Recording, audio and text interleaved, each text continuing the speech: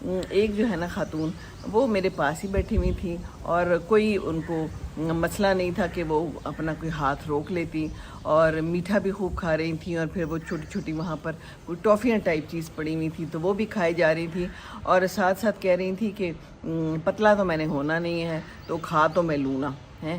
جب آپ کا یہ خیال ہوگا کہ پتلا تو میں نے ہونا نہیں ہے، وزن ان کا اچھا تھا، تو آپ اسی طرح کی کھائیں گی۔ دل تو میرا کیا کہ میں اسے بتاؤں کہ یہ جو آپ ٹافی کھا رہی ہیں، اس ایک ٹافی کے اندر کتنا زیادہ میٹھا ہے اور کتنی زیادہ کیلوریز ہیں۔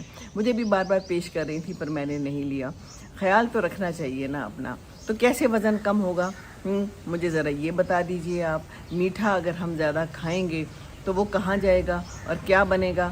آف کورس ہمارا موٹاپا اور زیادہ بڑھ جائے گا۔ اچھا، اسی طرح پھر ایک اور مجھے ملی، بڑے عرصے بعد ملی، بڑے پیار سے ملی، ان کو بھی میں نے دیکھا تو ان کا وزن بہت بڑا ہوا تھا۔ تو میں نے کہا کہ کیا کرتی رہتی ہیں؟ تو کہتی ہیں کہ کچھ بھی نہیں کرنے کو ہوتا۔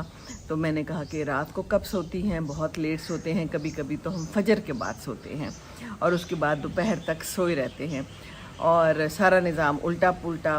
وہ بھی میٹھا کھا رہی تھیں اور کنٹرول نظر نہیں آ رہا تھا۔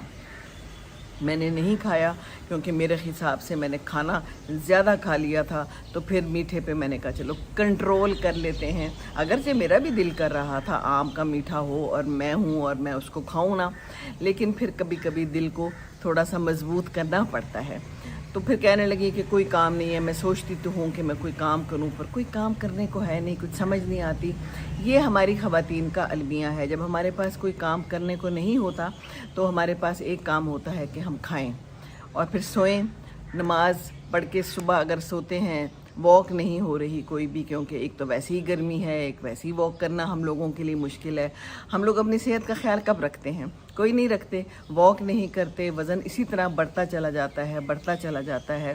ایک بچہ ہوتا ہے، دوسرا، تیسرا، 4 تو ہو ہی جاتے ہیں نا اکثر لوگوں کے، پھر موٹاپا ہوتا ہے، پھر وہ واپس نہیں ہوتا، پھر وہ ریورس کرنا بہت مشکل ہوتا ہے۔ اس کو اگر وہیں پر ہم پکڑ لیں، پریگننسی میں اگر ہم خیال کر لیں، کم کھائیں، تو وزن تھوڑا کنٹرول رہے گا۔ کئی دفعہ لوگوں کو پریگننسی میں شوگر ہو جاتی ہے اور پتہ نہیں ہوتا، ہمارے ڈاکٹرز نہیں بتاتے۔ مجھے بھی ہو گئی تھی، مجھے کہتی ہے پریگننسی میں شوگر ہو جاتی ہے، یہ بہت بڑی علامت ہوتی ہے کہ آپ کو بعد میں شوگر ہو سکے گا، اور آپ اپنے آپ کا خیال رکھیں۔ اور وہ کہتے ہیں نا بارڈر لائن، تو بارڈر لائن پہ ہیں، ایسے نہیں ہو جاتی، کوئی نہ کوئی مسئلہ ہوتا ہے تو آپ کو شوگر ہوتی ہے پریگننسی میں۔